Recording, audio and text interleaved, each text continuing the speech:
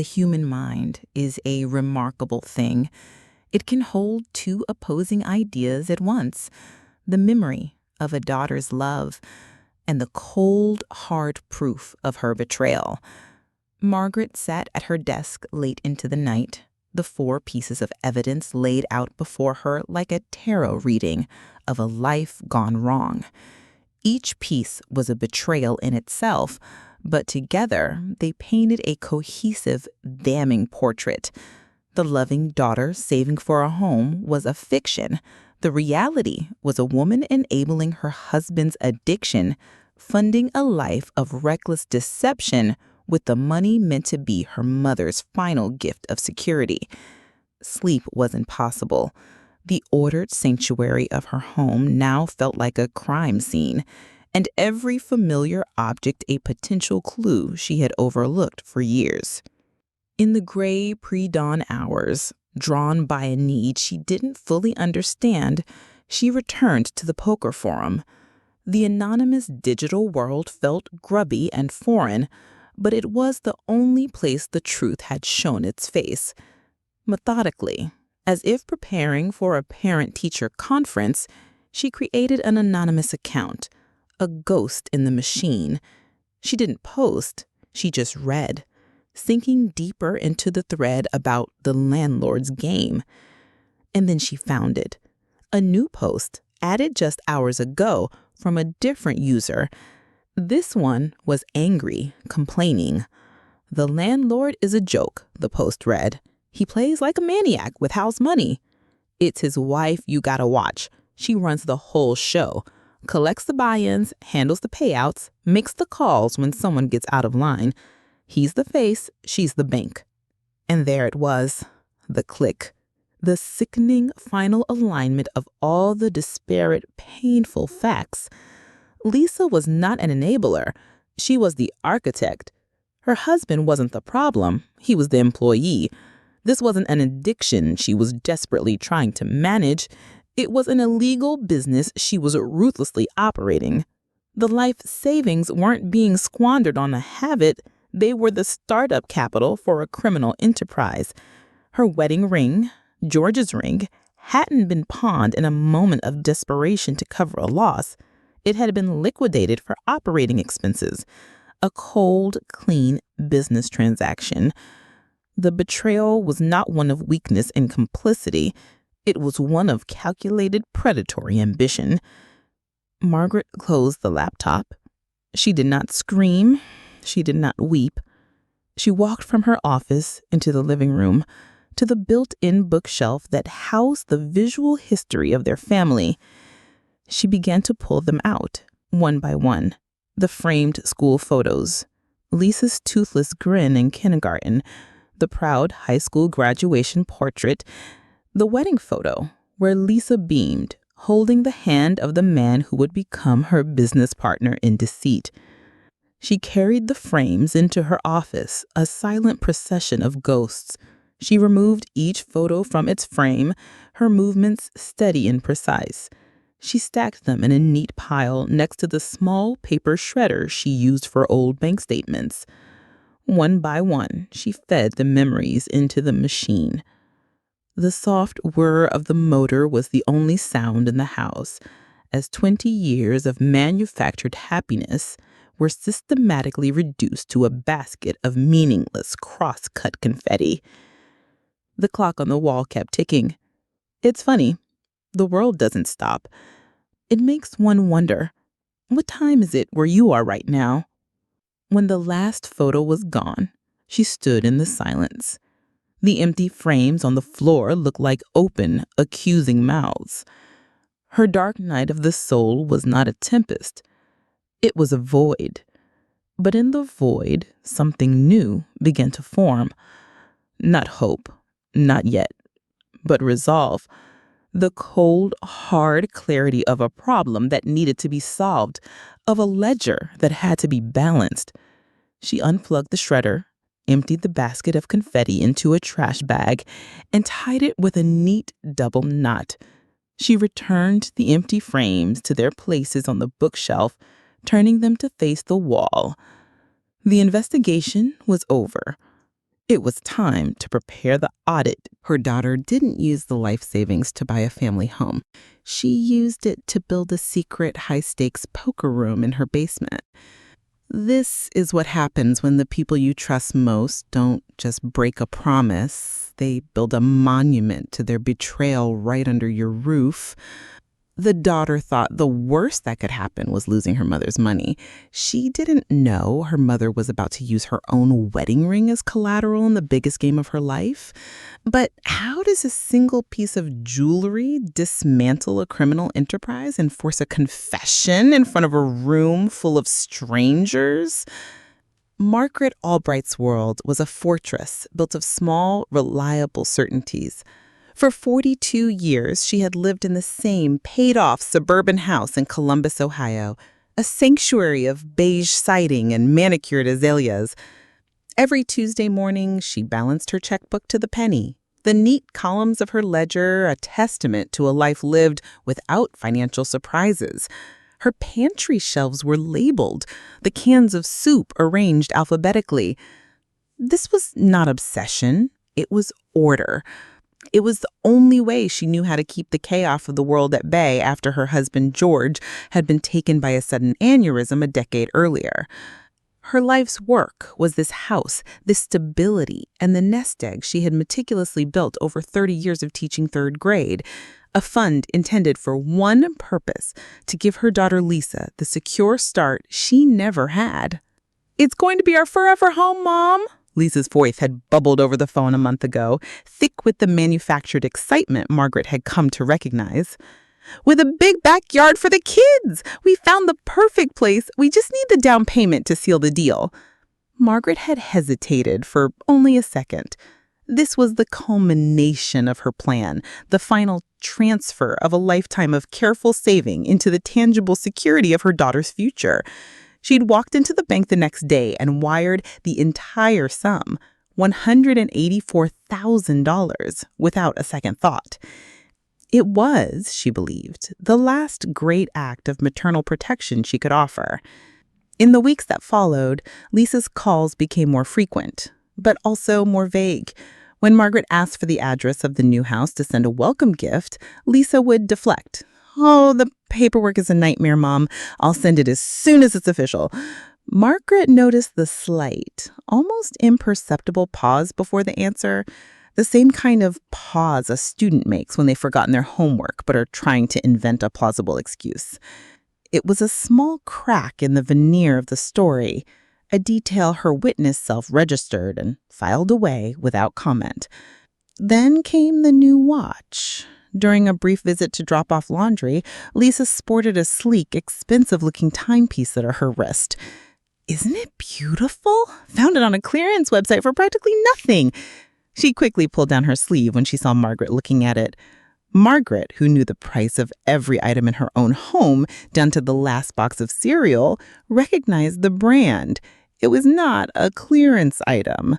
It was another small anomaly, another number that didn't add up in the ledger of her daughter's new life. This afternoon, Lisa stopped by for less than 10 minutes, her eyes darting around the familiar living room as if searching for an escape route.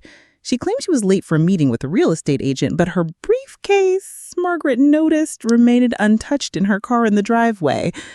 She left in a rush, a gust of expensive perfume and unspoken tension filling the quiet air behind her. Margaret began her customary tidying up, plumping the cushions on the sofa where she had sat, wiping away the faint ring of condensation from her glass of iced tea. It was a routine born of habit, a way to restore order to her sanctuary. That's when she saw it, tucked deep between the sofa cushions, almost invisible against the floral pattern, was a small, folded piece of paper. Not a grocery list, not a tissue. It was thick, formal. As Margaret picked it up, her fingers registered the crisp, distinctive texture of a receipt. She unfolded it. Her eyes scanned the text, the printed words swimming into focus under the soft light of the lamp. It was a pawn ticket, issued by a shop on the far side of town she never heard of. The item description was brutally clear. One lady's vintage gold wedding ring with diamond chip. The date on the ticket was stamped in stark black ink. It was the day after Margaret had transferred her entire life savings. The sanctuary was no longer safe. The fortress had been breached from the inside. For a long time, Margaret simply sat there, the pawn ticket a flimsy, damning piece of evidence in her hand. The grandfather clock in the hall chimed 5, each note a heavy toll marking the end of a world she had known. Her grief was not a hot, explosive thing, but a cold, creeping fog that settled in her bones. She folded the ticket once, twice, with the precise, deliberate motions of a schoolteacher preparing a lesson plan. Then she walked to her desk, took out a clean manila folder, and placed the ticket inside. On the tab, she wrote a single word in her neat looping cursive: evidence. The investigation had begun. Her first call was to the pawn shop. The man who answered had a voice thick with boredom and suspicion. He listened to her story about the lost wedding ring with professional detachment. "Ma'am, for privacy reasons, I can't confirm or deny any transactions over the phone," he stated, the words clearly part of a well-rehearsed script. "If you believe an item has been stolen, you need to file a police report." A police report against her own daughter? The thought was a physical blow, sucking the air from her lungs. She thanked him and hung up, the first door of her inquiry firmly shut in her face. Next, she turned to the digital world that felt so alien to her.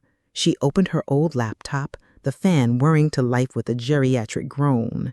She knew Lisa had a public profile on a popular social media site, a curated gallery of smiling photos and cheerful updates. Margaret rarely looked at it. The calculated perfection of it all felt hollow to her. Now she scrolled through weeks of posts, a detective sifting through a carefully constructed alibi. There were pictures of brunches, of shopping trips, of Lisa and her husband beaming at the camera. The caption on one photo read, "House hunting is exhausting, but so worth it for our dream home. #blessed." But as she scrolled deeper, she found what she was looking for, not on Lisa's page, but on the page of one of her friends. A group photo taken 2 weeks prior. Lisa was in the background laughing, raising a cocktail glass in a toast. The friend had tagged the location, a sleek, modern casino lounge an hour outside of Columbus. The timestamp was 9:47 p.m. on a Wednesday, the day Lisa had called claiming to be too swamped with meetings with her mortgage broker to come for dinner. The contradiction was jarring. A trip to a casino did not align with a disciplined savings plan for a down payment. Margaret printed the photo, the grainy image, a stark piece of digital evidence. She added it to the manila folder. The weight of the facts was beginning to build. Her next stop was the stack of mail on her credenza. She sifted through bills and junk mail until she found it, the annual renewal notice for their family auto insurance policy. Lisa was still on the policy. It saved her hundreds a year, a holdover from her college days. Margaret's eyes scanned the boilerplate text until they landed on the declarations page. There it was. Under garaging address for Lisa's new SUV, the address was not their current apartment, nor was it blank pending a new purchase. It was a street address in a newly developed high-end apartment complex in the city's most expensive district. A place of rooftop pools and concierge services, not starter homes. A place you rented when you had money to burn, not when you were saving for a mortgage.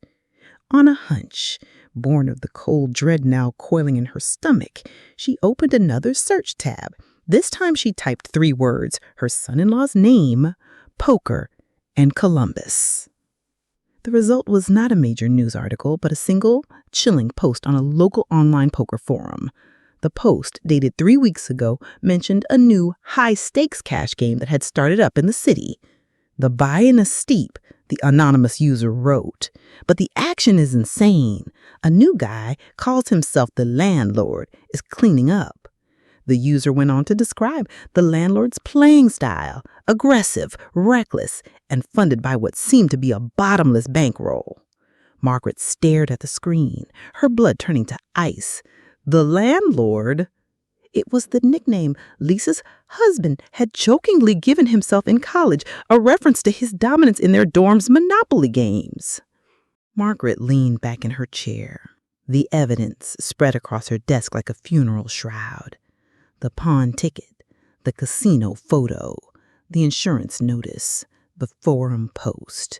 It was a complete, horrifying narrative. Lisa hadn't been buying a home. She was bankrolling her husband's high-stakes gambling addiction. Her life savings, the legacy of her 30 years in a classroom, was being burned away, one poker hand at a time, in the smoky back room of a life she never knew existed. There was no more doubt, no more hope for a misunderstanding. There was only the cold, hard, procedural certainty of the facts. Her sanctuary had been systematically pillaged to fuel a fantasy, and the daughter she had trusted with her entire world was a willing accomplice.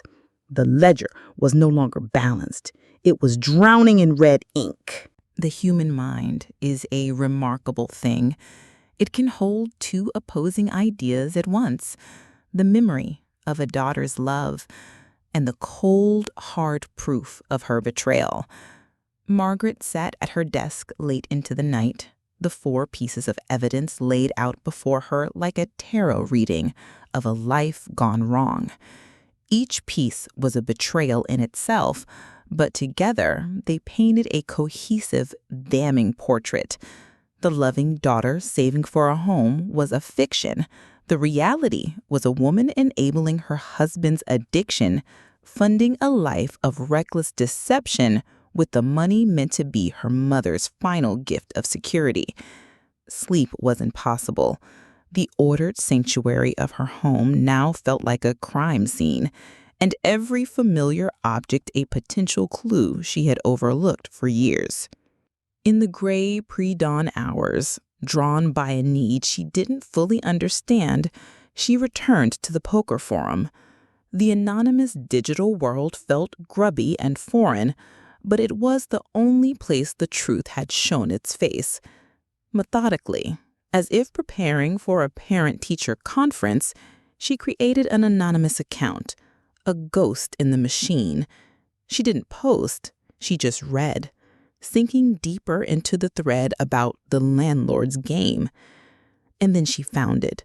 A new post, added just hours ago from a different user. This one was angry, complaining. "The landlord is a joke," the post read. "He plays like a maniac with house money. It's his wife you gotta watch. She runs the whole show, collects the buy-ins, handles the payouts, makes the calls when someone gets out of line. He's the face, she's the bank." And there it was, the click, the sickening final alignment of all the disparate, painful facts. Lisa was not an enabler. She was the architect. Her husband wasn't the problem. He was the employee. This wasn't an addiction she was desperately trying to manage. It was an illegal business she was ruthlessly operating.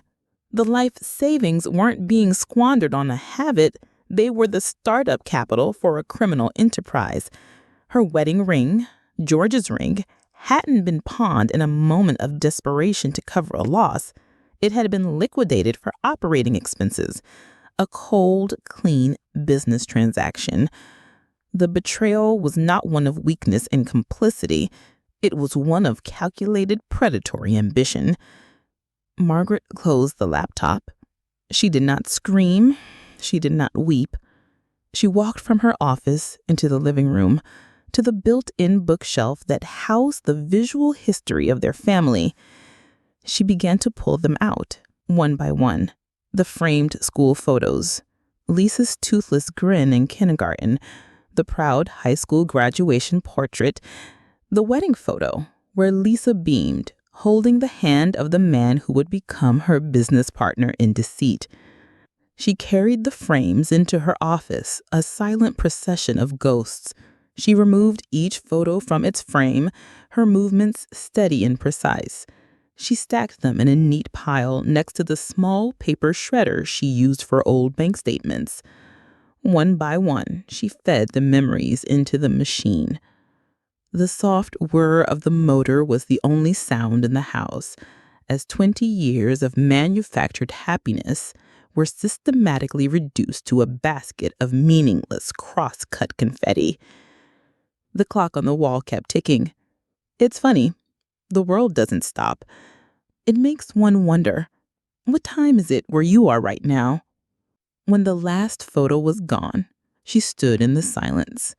The empty frames on the floor looked like open, accusing mouths. Her dark night of the soul was not a tempest. It was a void. But in the void, something new began to form. Not hope, not yet, but resolve. The cold, hard clarity of a problem that needed to be solved, of a ledger that had to be balanced. She unplugged the shredder, emptied the basket of confetti into a trash bag, and tied it with a neat double knot. She returned the empty frames to their places on the bookshelf, turning them to face the wall. The investigation was over. It was time to prepare the audit. Grief anneals. It cools, hardens, and takes on a new shape.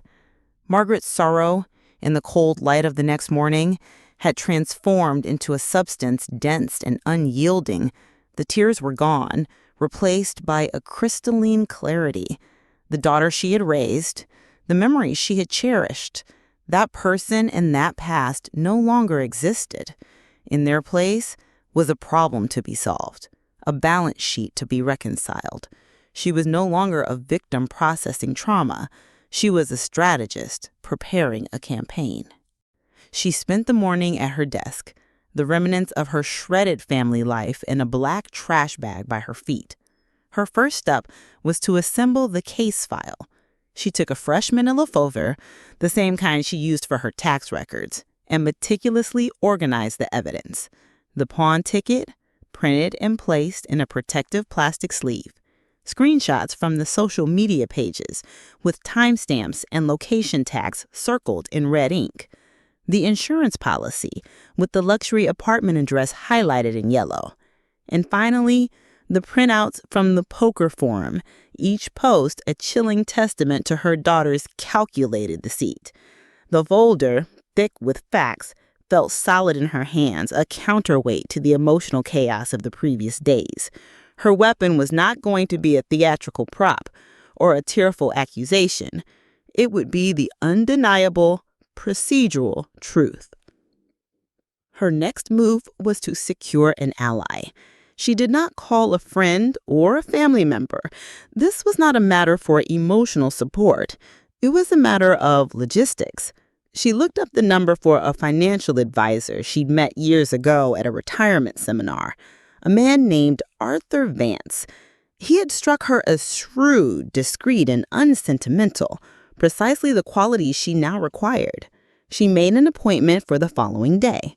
When she met Arthur in his sterile glass-walled office, she laid out the file with the dispassionate air of an auditor presenting her findings. She told the story without tears, without anger, just a cold recitation of the facts she had uncovered. Arthur listened, his steeple fingers hiding his expression.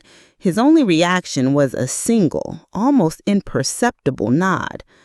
When she had finished, he was silent for a full minute reviewing the documents. "This is comprehensive," he said finally, his voice a low rumble. "The illegal gambling operation is a criminal matter. The financial fraud is a civil one. Which front do you wish to open first?" Margaret looked him directly in the eye. "Neither," she said. "I'm not interested in involving the police or the courts. Not yet. This is not about punishment, Mr. Vance. It is about reclamation." He raised an eyebrow. "Reclamation of what?" "The money." "Of a symbol," Margaret replied, her voice dropping. "There is an object, my wedding ring, that was pawned to facilitate this enterprise. I want it back, and I intend to get it back in a way that serves as a final and irrefutable audit of my daughter's choices." For the next hour, they planned. It was a quiet, methodical campaign. Arthur, intrigued by the sheer cold-bloodedness of Margaret's strategy, made a series of discreet calls. He tracked the ring from the pawn shop to a secondhand jewelry dealer, and finally to a man who frequented high-stakes card games, a man known for his flashy taste and a habit of paying off debts with tangible assets. The new owner, Arthur learned, was a regular at the landlord's game. He would almost certainly be there this Friday night. Margaret's next step was to secure her own capital. The pawn ticket listed the sale price of the ring, $3,000. She would need more than that to buy it back from its current owner, especially in the context of a poker game.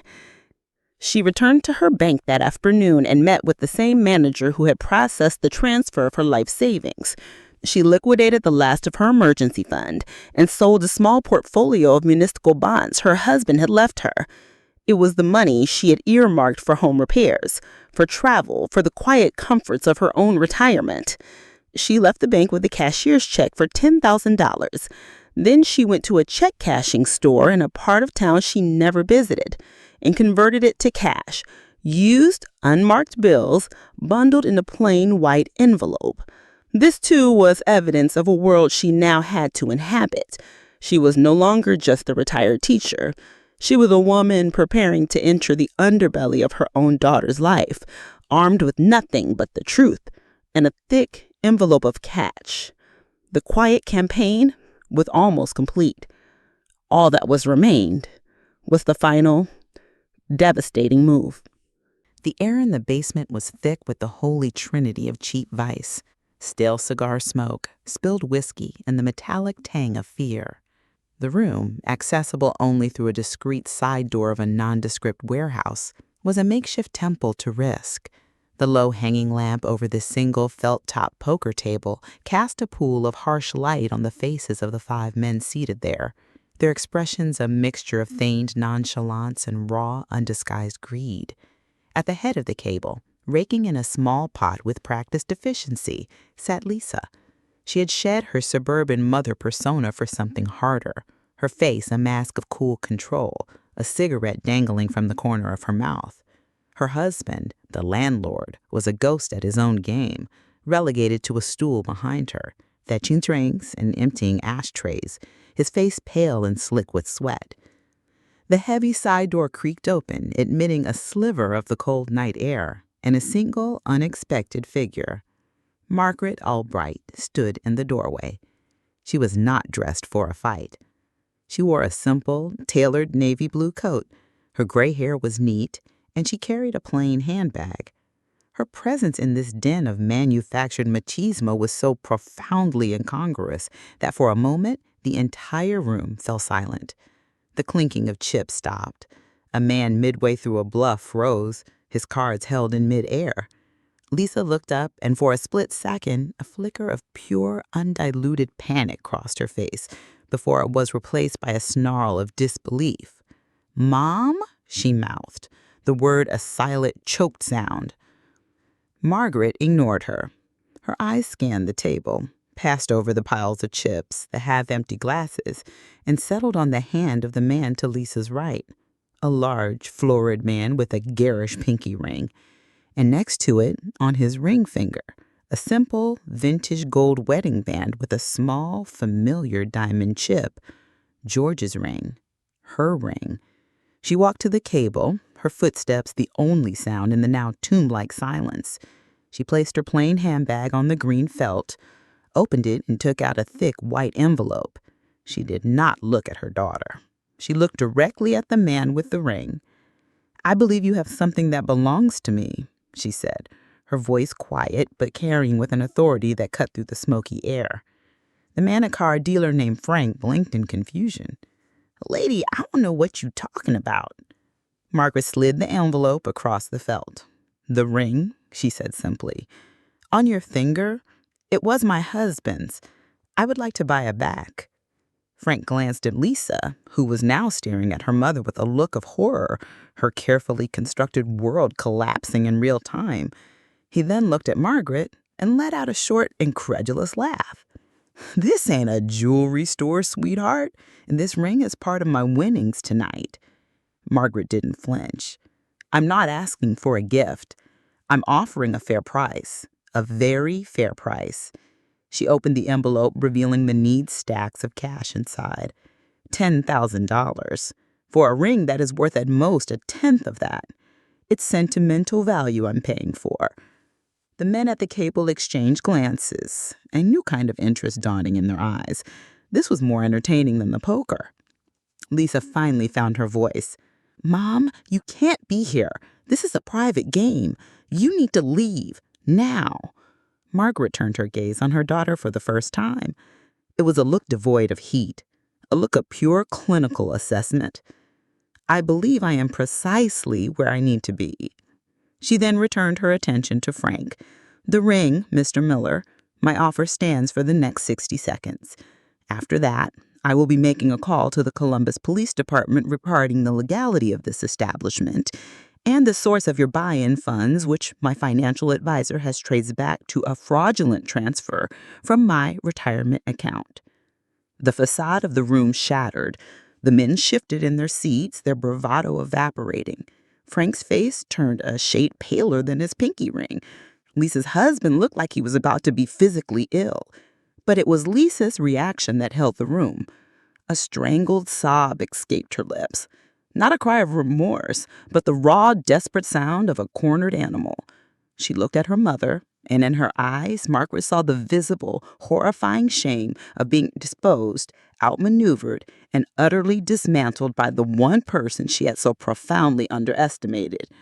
Frank, no fool when it came to self-preservation, slowly, deliberately pulled the ring from his finger and placed it on the table. Margaret pushed the envelope of cash toward him. She picked up the ring, its familiar weight a solid, comforting presence in her palm. Without another word, without another glance at her daughter, she slid it onto her own finger.